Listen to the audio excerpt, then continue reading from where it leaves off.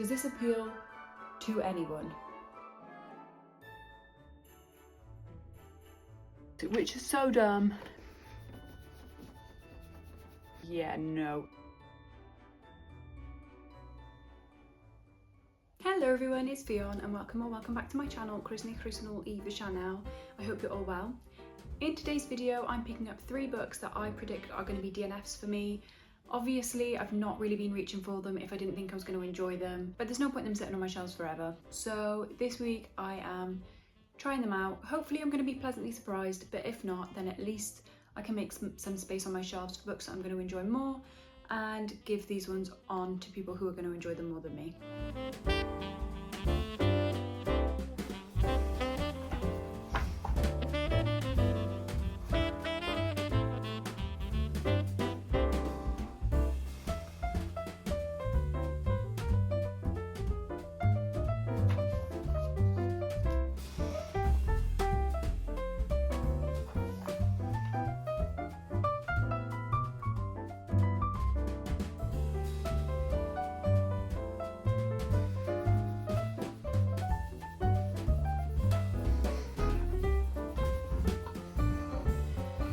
Hopefully this angle works.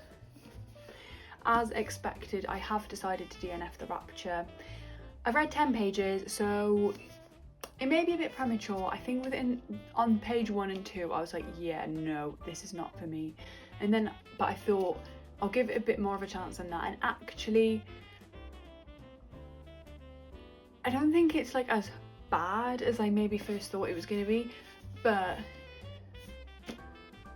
I still just think there are so many books out there and so many books I have at home that why am I going to spend a lot of time on a book that I know I'm not going to love, which is controversial and I'm in conflict with myself about it, but I am not a religious person and I totally respect people having their faith. I really do. I want to make that very clear, but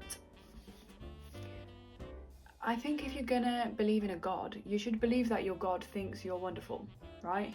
And is being supportive.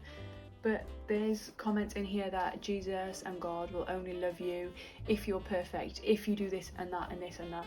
And I don't think that God and Jesus should have ultimatums for you. If you're believing in them, they should believe in you. That's how I feel it should work. But obviously, like I say, I'm out of my element in commenting on religion, so please don't take offense to what I've just said. But anyway, this book is basically about this woman called Dilys who is living in a cult. It's like a Christian cult.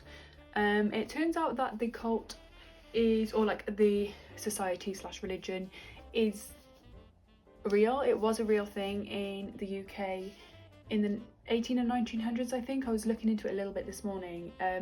They did disband, I don't know what the correct word is, in 2002 it came to its end.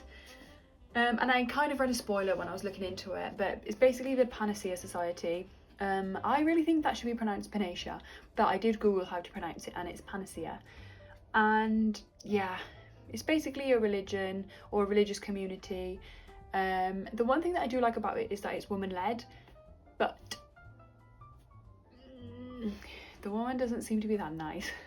Like, she's a cult leader and they believe they can heal anyone and anything. I don't know that from this book yet, but that's what I learned from my very loosely termed research this morning when I was Googling about it. But yeah, God and Jesus and other related things and people being mentioned very regularly on the page, it's just not for me, and that's okay. So I am going to put this one down, but like I say, it wasn't exactly what I was expecting. It was kind of reading as a bit of a dystopian, because I think that our main character Dilys is going to try and escape the cult. That's kind of what I got from the measly 10 pages I read, so I don't really know anything, but I kind of got the vibe that she doesn't kind of believe in it in the way Octavia does. Octavia believes she's the daughter of God, and she's the leader of this community. But yeah, I'm going to leave this one there. So with that said, I'm going to move on to You Made a Fool of Death with Your Beauty by Akwaeke Emezi. This one I predict could be a DNF based on the blurb and the first page, which I've read before. So the blurb says, it's the opportunity of a lifetime. Faye is about to be given the chance to escape the city's blistering heat for a dream island holiday. Poolside cocktails, beach sunsets and elaborate meals. And as the sun goes down on her old life, our heroine also might just be ready to open her heart to someone new. The only problem is, she's falling for the one man she absolutely can't have. Hate. That just doesn't sound for me. I bought this because I was seeing it all over Bookstagram.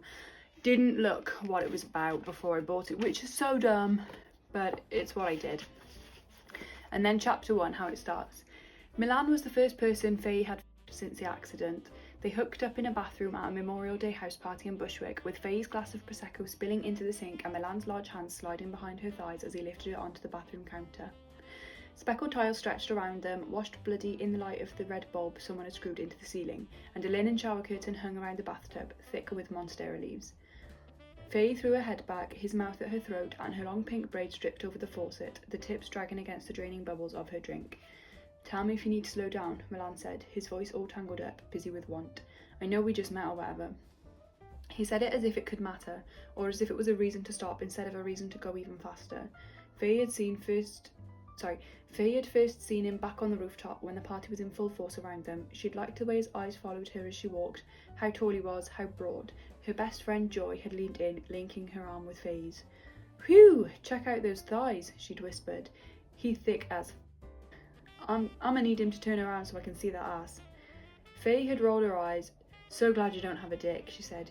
"You'd be a menace." I think it might be a bit crude for me, but we'll see.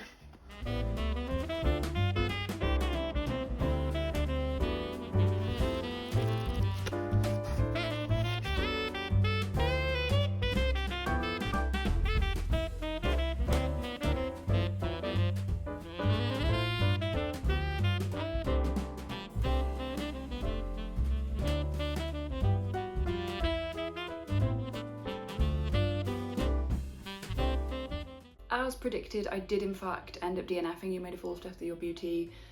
It was just so heavily focused on physical attraction and that side of things, which is totally fine, but it's not really my thing.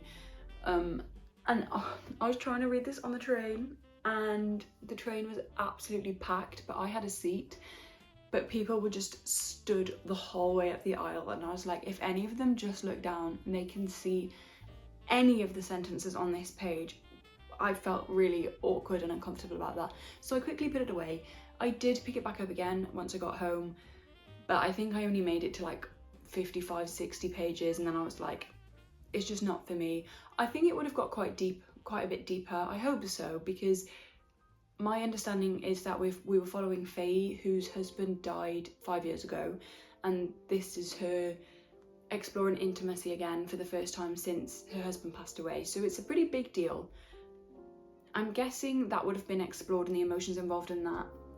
I really hope so, but the bits that I read so far, it just felt so surface level, and yeah, I just wasn't vibing with it, and that's okay. So that was the end of that.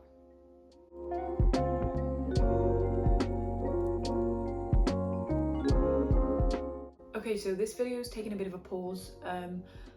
I moved on to something else for a little while, but this morning I actually DNF'd one of the books that I was reading for that video. So it was time to pick up something new, and I thought what better time to pick up the third and final book for this video, which is this beautiful bind up of 2 books by Elizabeth Jane Howard. So it's 2 books in one. I know we shouldn't judge books by their covers, but answer me this truthfully. Does this appeal to anyone? It's that weird small size, like this is a normal size book. This is this.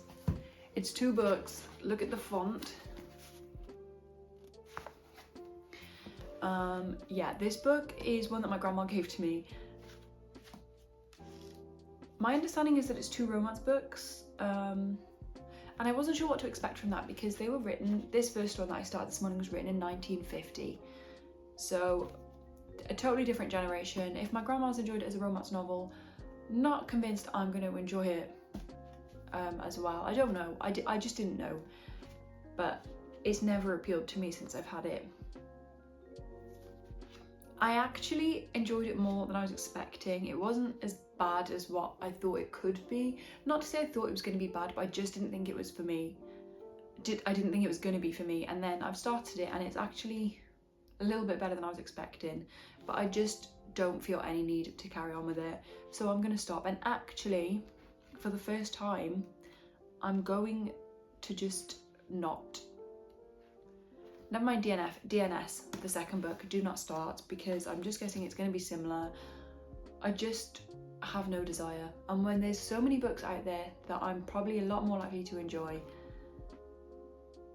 why spend time on books that I don't think I'm even going to like? So that's the end. I read 27 pages. I did read 2 chapters.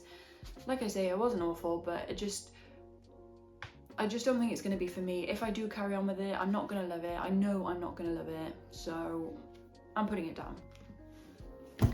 So that brings us to the end of this video. I do hope you've enjoyed it. I know it's a bit strange, like purposely reading books that I don't think I'm going to like, but I just needed to push some of these off my TBR, find out for sure if I actually, like, I would have loved to have been really pleasantly surprised, but it's not happened this time, and that's okay. Now I can get rid of these books and pass them on to people who hopefully will enjoy them a lot more than me, and then they're serving their purpose way better. So thank you so much for watching. I hope you enjoyed, and I will see you next time. Bye!